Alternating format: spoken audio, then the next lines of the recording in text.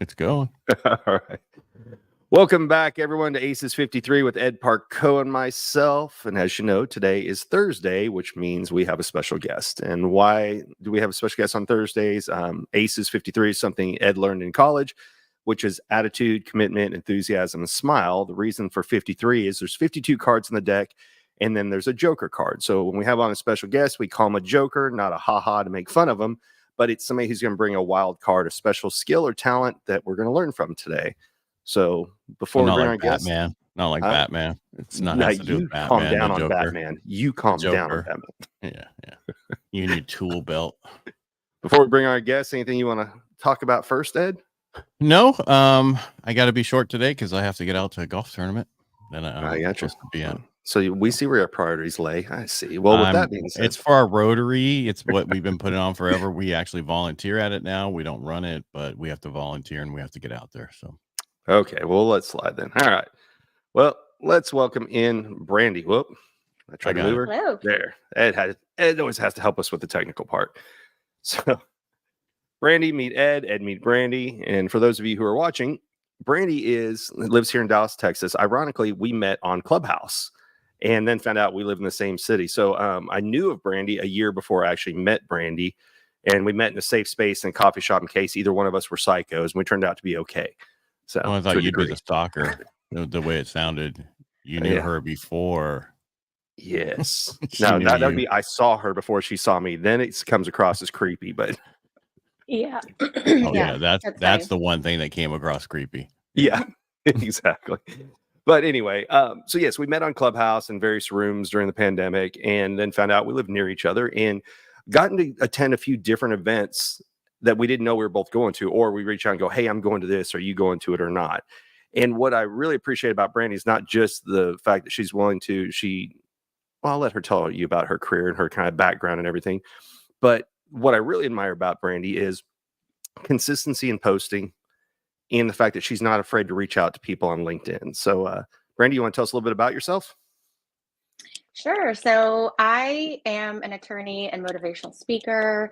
I prioritize well-being both personally and professionally, so that's what I love posting about.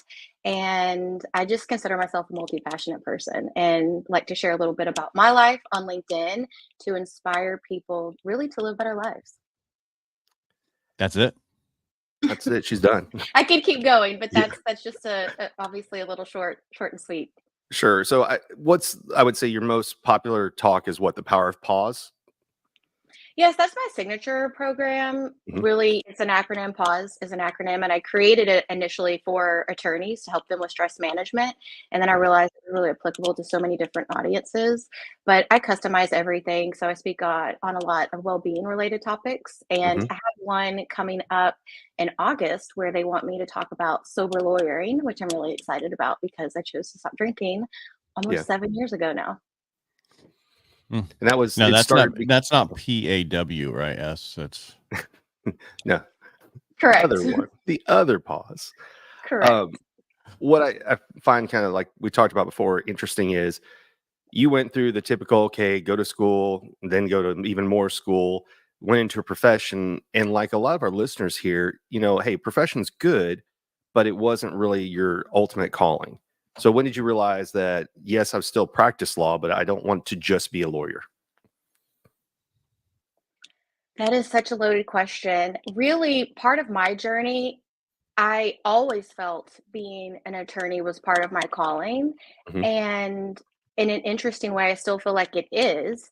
It is just that I got into a specific practice area that I didn't feel super passionate about. And initially, it was just going to be a stepping stone when I first started.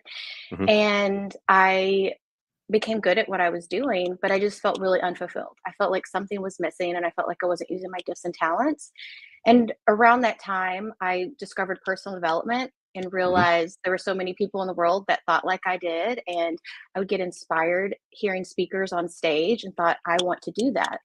And originally I thought I'm going to leave law and just pursue speaking. And then an interesting shift happened where I realized I can do both. I can be an attorney and a speaker, and I'm still navigating what that looks like. But yeah. What is your practice right now? Your specialty? I represent homeowner associations. So So you represent it's the HOA is what you're right. okay. Hmm. Yes. And I've been doing that now for almost 13 years, which is crazy that I've stayed so long. But what I tell people is because speaking initially started as a passion project, Hmm. it is what allowed me to stay in law so long. And I think that is what is missing from a lot of professionals' lives is a passion project or something that gives you fulfillment outside of what you do for your career. And Uh, so if people that are listening, if you feel stuck or unhappy, maybe you do need to switch careers or professions, but maybe you need to find things that bring you joy and where you can find that fulfillment outside of what you do for a paycheck. One of the things that's kind of interesting about, so for people who don't follow you, what's your Instagram handle or your LinkedIn that most people follow you at?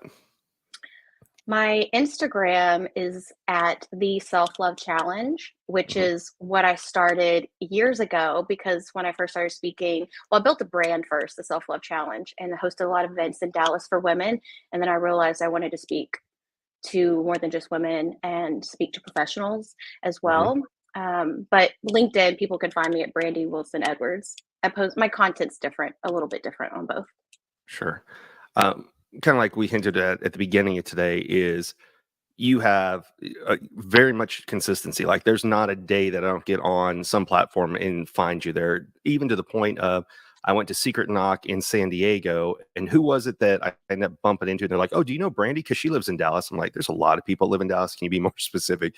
But I can't remember who was it that I ended up doing the video with to talk to you. That was wild. That was Don Hobbs. And at the Yes, time, he was the CEO of Success or Success Success Magazine. Magazines or Yes, the Enterprise. Yes.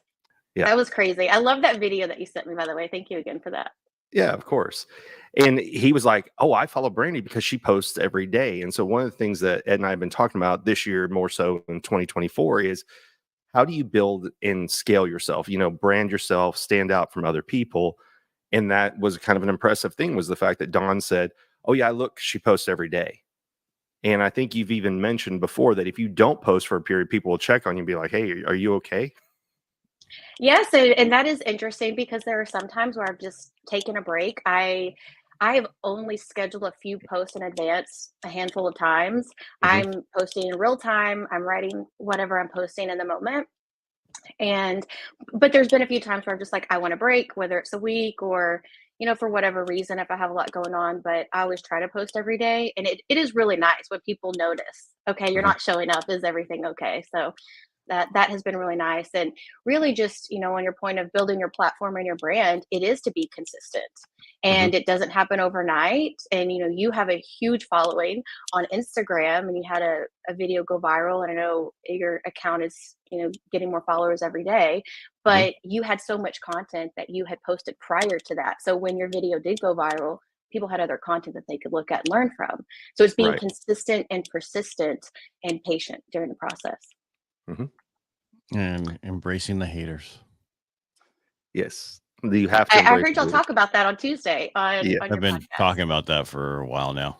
Since I had one of mine go viral on TikTok because I embraced the haters to a certain point. I didn't go as far as what I told Brian to do. Yeah. But yeah, because at that point I was just trying it, and I got to a point where I was like, I'm just tired. I'm gonna stop. But no, the more you engage, they're gonna engage more than anybody else. So And it love them. really it I've heard other people who've had experiences and they leave the comments and they reply like you did, Ed, and the algorithm likes that. So it will Mhm. boost your content even more. Yeah. Well, Mhm. they're gonna love. What was that? Someone said something. I think it was you, Brian, on Tuesday, where you said, come up with a talk about how love your haters because Yeah. Hug your people who haters. love you, yeah, hug them, because the people who love you will just like you. Yeah. That's it. Hug your haters because the people who love you like you. And what I mean by that is they just, okay, I liked that. I liked that. They don't take the time to comment. Or we've been to events where people go, "Oh, I watch your stuff all the time." I'm like, "I didn't even know you watched it," because nobody ever likes it or says anything. So, You can And go I think internal. I think that's a kind reminder for everyone listening, Brian, mhm, is there are so many people who are silent scrollers and people who mhm, are watching and who love your content, but they just might not like it. I've received messages from people and they're like, "Oh, I loved what you posted," or they'll say something about whatever I posted resonated with them. I'm like, well, I would have never known. for years that you've been watching. And also on the haters, I love a post that I saw by Gary Vee where he said something along the lines of he has compassion for people like that because there must be something that is going on in their lives where they take the time to say or do certain things. And so anyway, I just think that's a different perspective shift. Maybe not everyone will agree with, but having compassion for people like that, because how sad must their life be to post that type of stuff or comment? Right. Ed, you have a question? No, I was just going to ask, when you guys do hot yoga, is that just outside? In Texas, half the year, yes. Because that was one of your posts was how after hot yoga you went out to the lake. I'm like, wouldn't that just be out at the lake, hot yoga? Yeah. Yes. And what was so interesting about going to hot yoga last night, because it is 105 degrees in the room. When I walked outside, I think it was 89 degrees yesterday in Texas at the high, give or take. And it felt amazing when I walked outside. So that's because it had rained. But the other day, I swear it was so humid. It was only like 84, but it was so humid out because the storms are coming. As we were talking before we joined, I heard the tornado siren right before we went live today. So it's bad when it gets humid here. And that's what makes it so bad during the summer is I've been to Arizona when it's 120 degrees out and you can hide in the shade. But here, there is no escape. It's like you take a shower to walk outside and drip and sweat the entire day. So I know I'm not selling a lot of people move to Texas, but since Ed's audience is California, we have enough of you. But I would rather have our summers any day than really crazy winters. Yes. Oh, 100% on that part. Who has crazy winters? Not Texas, except for a sporadic freeze. What was that ice storm you guys had a couple years ago? Oh, yeah. That was Snowmageddon, that was horrible. sir. It was so rare, it got its own name. Yeah, well, that was, that's, well, you said you never get winter, so that's. Yeah, we don't get them annually. We get this much ice and we shut down. Yeah. Right. And for where I live, we don't get snow. We get hot 18 days out of the year up to 110. Right. But when we're 90, it's like, oh, it's no big deal. It's no humidity. So that is the nice part about where you live is you can go to like your cabin and you can see snow, right? Versus we have to go to other states, which is kind of nice because I hate scraping windshields. So that's always a good thing. If there's snow, I want to be under my snowboard, and that's about it. So, all right. Yeah. So I didn't mean to take us off to a different subject. Oh, no, but I it's did fine. look at her post. So I was like, and I think, but I mean, back to what we were talking about, whatever you put out there, most people don't understand. You have to go inside of it to see how many people are actually watching and because you can see, if you look at our post, there's nobody who watched it. But when you go into the internal of it, you can see a lot of people have seen it. They just didn't click on it or go into it. And that's okay. So. Yeah. I agree. Yeah. It used to be about how many people do you have in your audience, right? Now it's how many people view your message. And like we talked about before, you just never know. One thing that I would say as a third party watching Brandy post, maybe it's a day she's going to talk about painting, which is one of her passions. Maybe it's a day it's going to be about yoga. Maybe it's going to be a day about business. You also do the minute messages. You want to talk a little bit about that? Sure. I post a lot of written content and decided I wanted to post more videos and started this minute message series, which is really challenging, but it's great to be concise, to take a concept and just talk about it for 1 minute. And I wanted to keep it short and sweet so that people, when they're scrolling LinkedIn, they're going to listen to the entire message. Right. And it just became really popular. And on the analytics that y'all were talking about, where you might not get a lot of engagement on a post, when you go on LinkedIn, I can see how many minutes people have watched my video. So I might have 20 likes on a video, but it could have been watched for 300 minutes.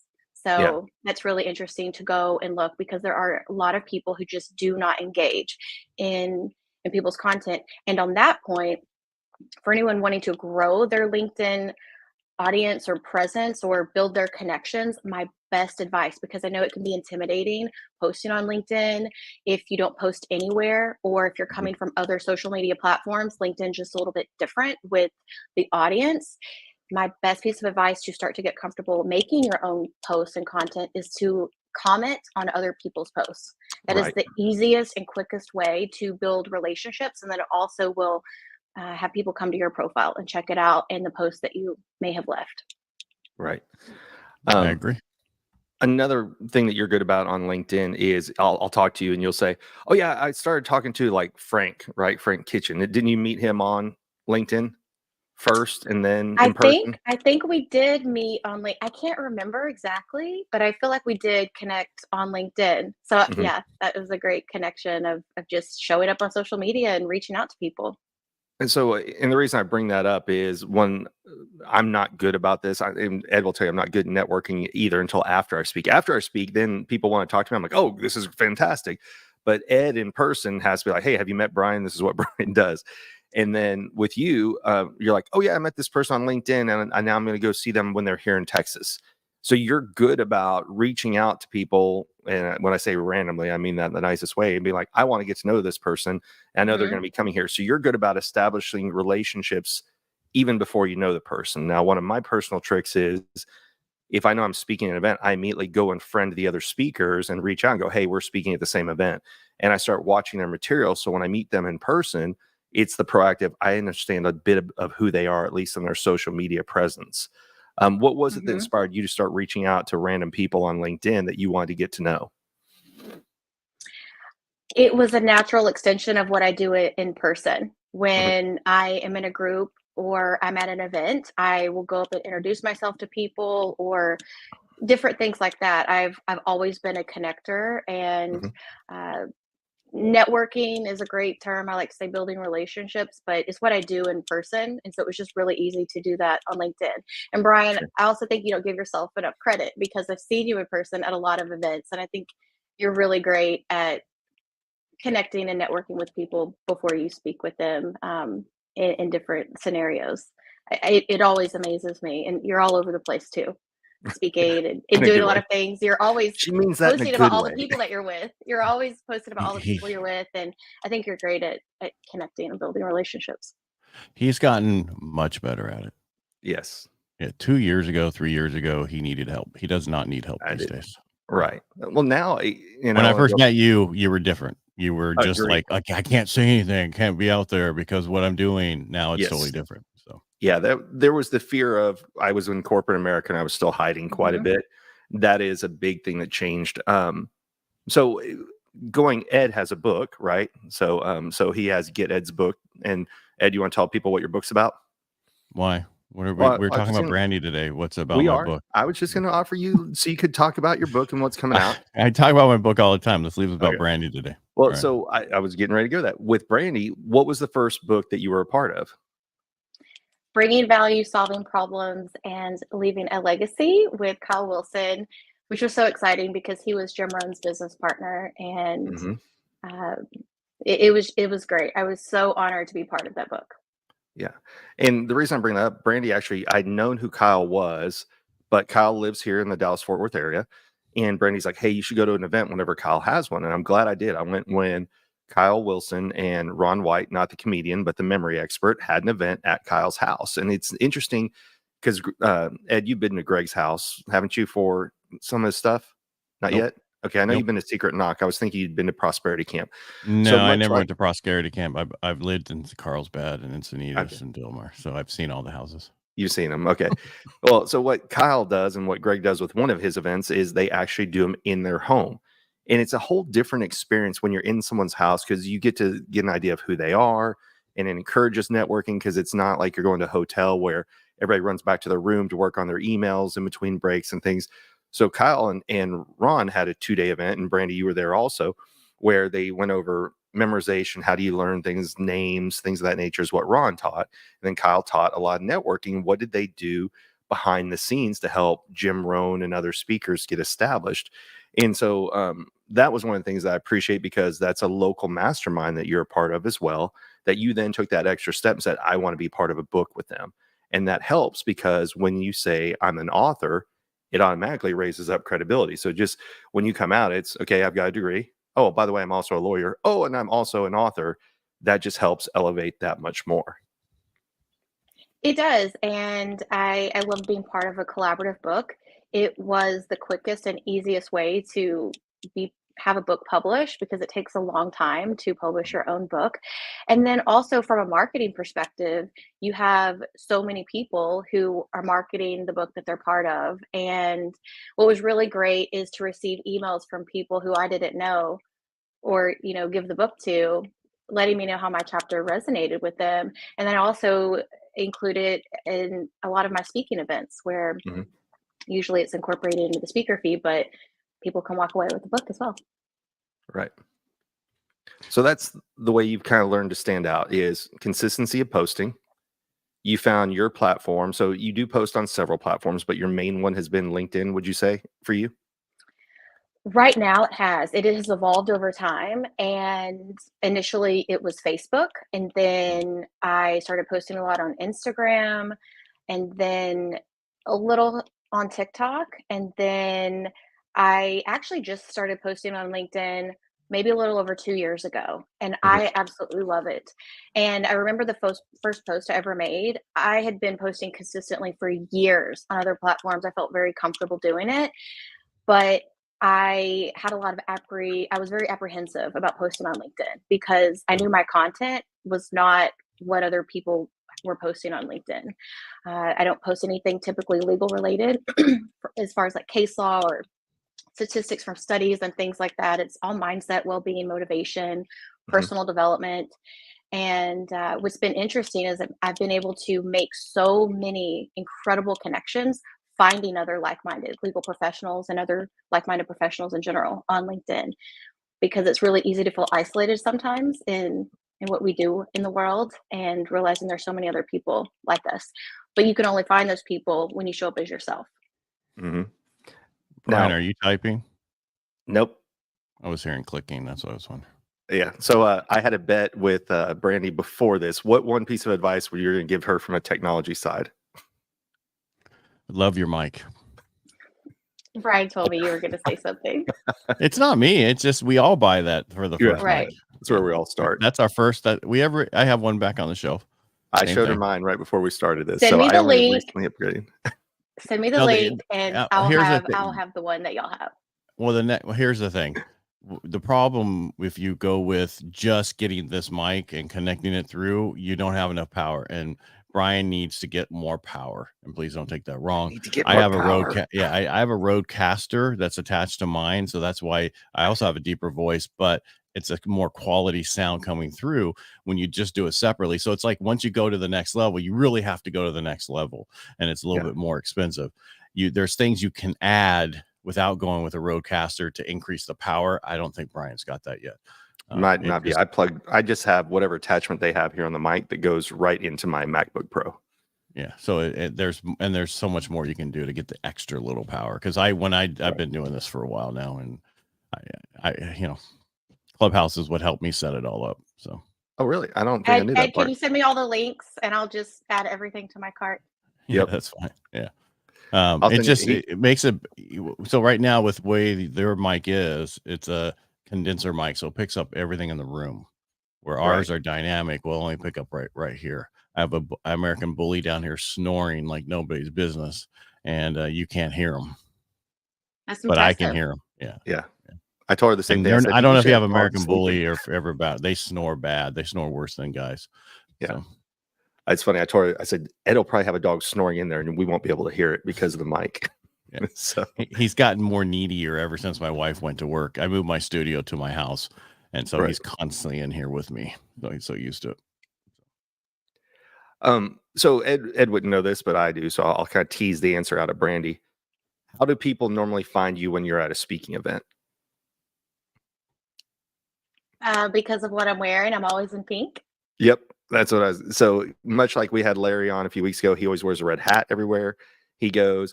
I can literally, when Kyle posts a picture, I'm like, oh, well, we'll do the Where's Waldo, and I'll see if Brandy's at the event because I just look for something pink. And so, yes, every time I've ever seen you, you are in a very vibrant pink. You either have the pink lipstick like you do today, a pink top, pink pants, something in you is always bright pink. And it is kind of your brand now. And so, how Yes. did you come was that something you always did? Was it one day you made a decision that was your thing? How did that come to be? I've always loved the color pink, and I I don't really know how it started to become part of my brand. It just did. And then if I didn't have something pink on, people would make comments about it. Um, and so it just kind of, it's just always been for years now. I wear something pink to all of my events. And I have a great story about the power of branding and always being in pink is I don't know if you remember right before the world changed in 2020. I don't know if it was January or February, but Oprah came to Dallas Mhm. and she sold out the stadium, the American Airlines Stadium where the Mavs play. And I scored a last minute floor seat to the event, which I was so excited about. Mhm. And the woman who actually invited me to my first keynote, she was up in the stands and she sent me a picture. And there are a sea of people just everywhere. I think it was in between speakers where people were standing up. And she was like, "There's a blonde and pink down on the floor. Is this you?" And she had it circled. I Uh-huh. was like, "That is me." It was hilarious, and I loved it. That's just the power of branding where you can always, uh, not only just stand out, but you become memorable. Mhm. Well, it's in all my events, I wear the vest for that very reason, Mhm. because now I can go attend someone else's event. And as I'm walking across, people go, "I know that's Brian." And they'll come up and talk to me. And so it's a cheat sheet. It's a hack, right? Of how can you stand out even at someone else's event? Well, if you have something you're consistently known for, that's how you can do it. Or they ask you for old fashioned, one of those two. That's true too. Hey, you know what? I will gladly walk with them to the bar and get one of those. It is true. Locally, if I'm going to some event and I'm thinking, all right, I'm gonna look at what the restaurant wears so I don't match all the servers. Because there is a bar I That's like to funny. go to that they all wear they'll wear white shirts and black vests. So I'm like, I will be wearing a black shirt and a vest to that particular bar if I'm going for an occasion. I love Um, that. I want to go back to LinkedIn. So LinkedIn yeah, is a business place, right? That's where most people go for business, and but they also look for other things. But it's a good. I mean, it's the most overlooked of the social media for most people. They post yes, on Facebook, they post on Instagram, they'll post on TikTok, they'll post everywhere else, but they won't post on LinkedIn. And I think it's so important that you need to be posted on LinkedIn. Plus, you need to have your LinkedIn set up properly, and most people don't. I agreed. agree. And there's still a lot of things that I plan on doing to update my LinkedIn and make it better. But right now, I just post consistently, and I think LinkedIn is the easiest way to get in contact with someone and get on someone's radar, especially because everyone is posting on Facebook and Instagram and TikTok, and they can have millions of followers.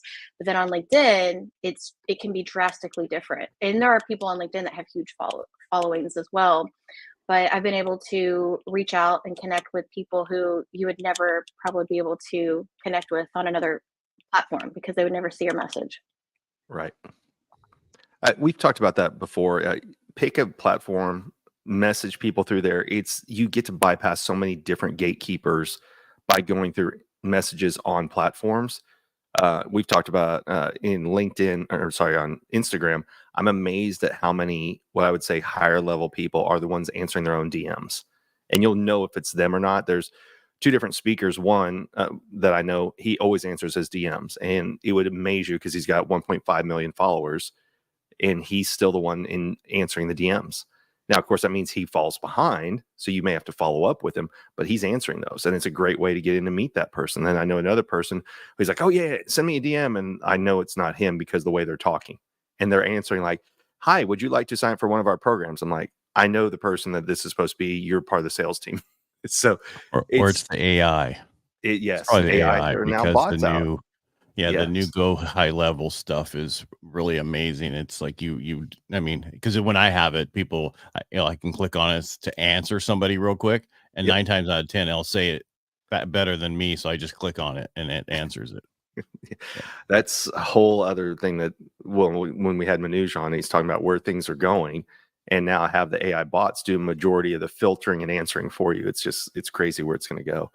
Um, I'm going to have you tell another story, Brandy, just for the audience. So you're like me. I here with Never Split the Difference. I want to meet Chris Voss, but I couldn't get a ticket to his event because of the timing and everything else. So I found where the hotel was and I snuck up there. And when they went on a coffee break, I went inside, got a picture with him, and then I took off. And so I share that story. Didn't you do that? Like you were like, I want to meet this person. Didn't you research like where was their event at? And you got up to go get in, like when I say in their face in a good way. Didn't you go do Yes, that last year? and it was actually two separate occasions of how it all played out. But I wanted to hear Mel Robbins speak, Mhm. and I put her on my vision board last year, and I knew that she was going to be speaking at an event that I already planned on attending. Mhm. And months before that event, I saw on her Instagram that she was packing her suitcase for a speaking event in Dallas, but she didn't put, the event. And the reason I found out later is because it was a private event for a company and their employees, or an association and their members. But I did my research and I found it was going to be at the Dallas Convention Center, and the association, and the tickets were insane, probably $2,000 or something like that. And I was only going to be going for her session. Mhm. And so I just said, I'm going to walk in, I'm going to figure it out. And it was the most amazing experience. And so I heard her session, and then I went to the event later, a few months later, that I'd already planned on being at. And she wasn't doing a book signing, but I had every intention. I went there, I'm going to meet Mel Robbins. Right. Because she's an inspiration to me. She's an attorney turned biggest, most sought after, well paid female speaker. Hey, Brandy, let me interrupt you real fast. Okay. Put the pen down. I can hear you clicking it. Oh, it might be. I don't know what it is. Maybe. Oh, that's what it is. It's my Okay. earrings. Oh my gosh, I'm so sorry. Okay. Let me take them out. That is what's I clicking. thought it was a pen that you were clicking because when you were making points, it would click, click, click, but it must have been your That's head what I nod. kept hearing. That's why I was wondering if you were. Oh my goodness. clicking I hope on that it. hasn't been happening the whole time. It has. It I has, normally 'cause don't I have think you- earrings on Okay, with my that's AirPods. there you All go. right. So where was I? So I went to the second event with Right. every intention to. That's better. Yeah. So much Yes. better. Okay. I think I was just so present. I was trying to ignore the noise. And anyway, ended up meeting her. She wasn't meeting other people, but I'm really good, I feel like, at manifesting things because I believe in what's possible. And if you Right. think you don't have a chance at anything ever happening, it's not ever going to happen. But I was Yeah. determined. And I was able to meet her, and I told her, Mel, you're never going to believe it, but when you were in Dallas, I used your 5, 4, 3, 2, 1 method and just walked into the event. And I sat in the VIP section. So that was pretty exciting. Got really, really close when I heard her, and she loved that story. Yeah. And then you got a letter in the mail saying, okay, you owe us now this amount of money. Exactly. Yeah. It's a great story. And that's just the power of going after what you want. And the answer, I knew that I could be turned away, but Mhm. the answer is no unless you ask. And I had a plan, and I had a backup plan, and it all worked. Yeah.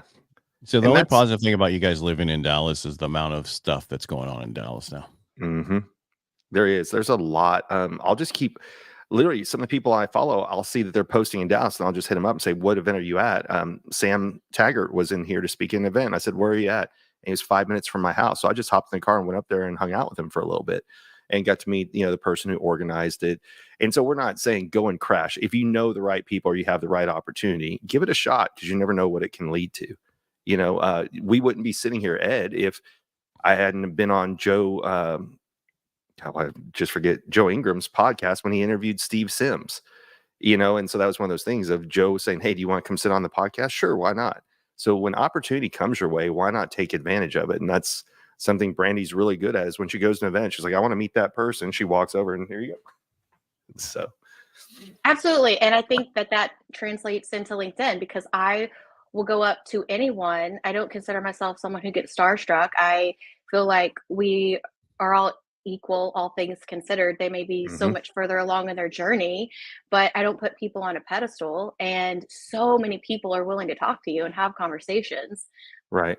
if you will, approach them. Of course, there's a right and wrong way to do that, but I will just go up to anybody and introduce myself. And also, too, the reason I'm introducing myself is because typically, more times than not, I'm letting them know how they've impacted my life, whether it's through their content, their book, their event. I'm telling them thank you for showing up and how you show up and what you do. Well, I mean, that's how I got in a documentary. It was the same way. I was up talking to somebody, and next they found out what I did but I had no idea who they, really who they were. I was introduced to them like the day before, and then I ran into them in a VIP area, and then we were talking, and they were like, "We want you in our documentary. Can you be down here this weekend?" So, yeah, That you is just amazing. never know. You never know. And you have to show up. You have to show up for opportunities. Kyle Wilson always says that. You have to show up, put yourself in the room, put yourself around people, because you never know what opportunity might present itself if you just simply show up.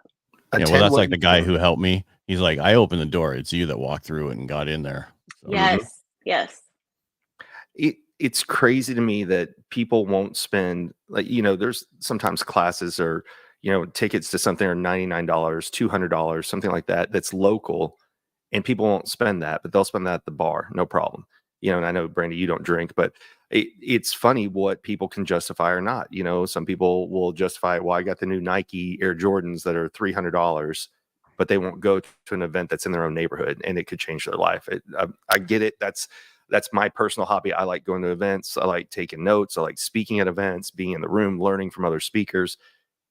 People will spend $500 on tickets to a game that they get to watch for 3 hours, and not something that can necessarily change their life. I've never really understood that part. I'll go. You want to give me tickets? I'll go all day long. Only 10% of the people want to better themselves. That's true. The problem. I'd be surprised if it's even that high. No, it is. It's 10%. Right. Yeah. I was on a podcast and we were talking about it, and well, you have 90% of the people who don't really want to do all the different things. They don't want to eat better, do this, do that. There's only 10% that really wants to change their life, because most people won't read anything unless you force them. Like their company pays them to do something, and then they'll do it. But yeah. And I think it's because it's easier to stay complacent than to challenge yourself, which is why I always post about making courageous choices and taking courageous action. And with the events, you have to invest in yourself, and you always receive a return on investment. It might not be instant gratification like a game or something that someone's buying, but you can go to an event and it can change your life. Hearing a speaker, a book can change your life. And all of us, we're doing our part individually. You both with your podcast and the things that you do outside of this, we're all showing people what's possible when you invest in yourself and personal development, and you prioritize personal growth. All right. I think that's kind of a good way. I feel so much better today. Thank you, Brandy. I was gonna say, that's a good way to put a bow on it. Is, do something every day that helps you. It doesn't matter, like I said, go to the gym, read something, listen to something on Audible, reach out to someone. That's really what makes a difference. So Brandy, while we're wrapping this up, what are some of the things that where can people find you at? Where do you, I know we kind of mentioned that earlier, but putting a bow on it on the end, what are some of the places, what else are you involved in besides being here in Dallas? I do so many things. There were a lot of different hats, but people can follow me on LinkedIn. And actually, I would love if you just sent me a connection request, so you could send me a message at Brandy Wilson Edwards. Fantastic. I already did. It pinged while we were doing this. There you go. There you go. And then my website is also my name. For anyone who might be looking for a speaker, BrandyWilsonEdwards.com. Perfect. Well, Brandy, thank you for joining us today, giving us your insights on what's worked for you on LinkedIn. For people who missed it earlier, Brandy does the minute message. So it's consistency on platforms that's made her stand out.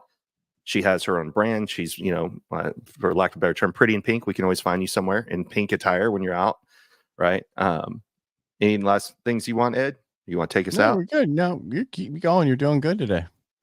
Thanks. I would like to leave everyone with a quick challenge. Is one, if you do not have a LinkedIn, create one. If you already have a LinkedIn and you have not posted, comment on someone else's post. Start engaging. And if you are up for a really big challenge, make your first LinkedIn post. So I'd like to just challenge everyone to start posting and engaging with other people's content. It gets so much easier when you continue to do it. It might feel really uncomfortable at first, and it doesn't matter if no one likes or comments, but just keep showing up. Awesome. All right, everyone. Thank you for joining us once again on ACES53. Tuesdays are Ed and I just kind of talking on some subject. So now you can see why we were hinting about LinkedIn, because we knew this Thursday's guest today was going to be Brandy Wilson Edwards. And so Thursdays always have our special guest joker. Best way to support us is subscribe and share it with someone you know. So if we provide anything of value through us or through our guests, share it with someone else. And thank you for being here. Thank you, Ed. Thank you, Brandy. Thank you. Make it a great day. Bye, y'all.